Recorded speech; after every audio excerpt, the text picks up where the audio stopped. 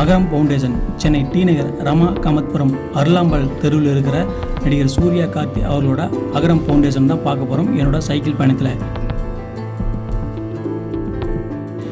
D நகர் போத்தீஸிலிருந்து அகரம் ஃபவுண்டேஷனுக்கு சைக்கிளே போகிறோம். அதுவும் அகரம் ஃபவுண்டேஷனுக்கு நம்ம ரீச் ஆகிறது ரொம்ப முக்கியமான landmark Jeeva park.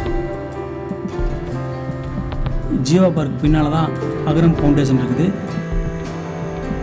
Jeeva park பின்னால் தான் பழம்பெரும் பாடலாசிரியரான கண்ணதாசன் வீடு இங்கே தான் இருக்குது. கமல் நடித்த சிவப்பு ரோசாக்கள் படத்தில் வர்ற வீடும் இங்கே தானே இருக்குது. நடிகர் சூர்யா அவர்களால் அகரம் கல்வி அறக்கட்டளை 2006 செப்டம்பர் 25 அன்னைக்கு தொடங்கப்பட்டது. 2025 19 வருஷமாக வெற்றிகரமாக அகரம் ஃபவுண்டேஷன் இன்னைக்கு பெரிய ஆலமரமாக வளர்ந்து நிற்குது. இந்த மரத்துக்கு விதை போட்டது நடிகர் சிவகுமார் அவர்கள்.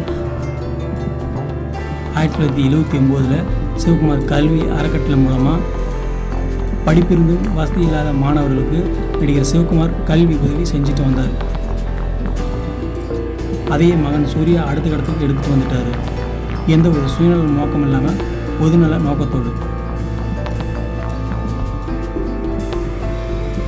அகரம் கல்வி அறக்கட்டளை மூலமாக டாக்டர் பட்டம் பெற்ற ஒரு மாணவர் உலக சுகாதார மையத்தில் வேலை செய்வதாக நடிகர் சூர்யா பெருமையுடன் சொல்லியிருக்கிறார். அகரம் கல்வி அறக்கட்டளையில் மாணவர்கள் படிக்கிற படிப்புகள் மருத்துவம், பொறியியல், துணை மருத்துவம், கலை, அறிவியல், டிப்ளமோ.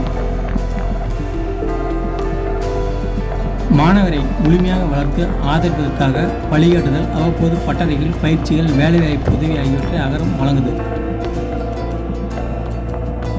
அகரம் ஃபவுண்டேஷனில் விண்ணப்பிக்கிறது ஜனவரியில் விண்ணப்பிக்கலாமாம்.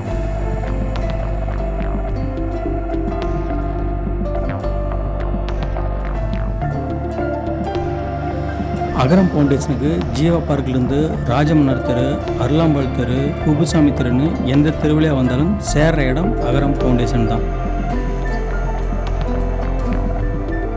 அகரம் ஃபவுண்டேஷன் புதிய அலுவலகத்தை 2025 பிப்ரவரி 16 ஞாயிறு அன்று நடிகர்கள் சூர்யா கார்த்தி அவர்களின் தாயார் லட்சுமி அவர்கள் அகரம் ஃபவுண்டேஷன் புது கட்டிடத்தை திறந்து வச்சாங்க. விழாவில் சூர்யா பேசியது என்னென்னா, அகரம் ஃபவுண்டேஷன் இப்போ ஆரம்பித்த மாதிரி இருக்குது. 20 வருஷம் வந்துட்டோம். 10க்கு 10 சிறிய அறையில் ஆரம்பித்த அகரம் பயணம்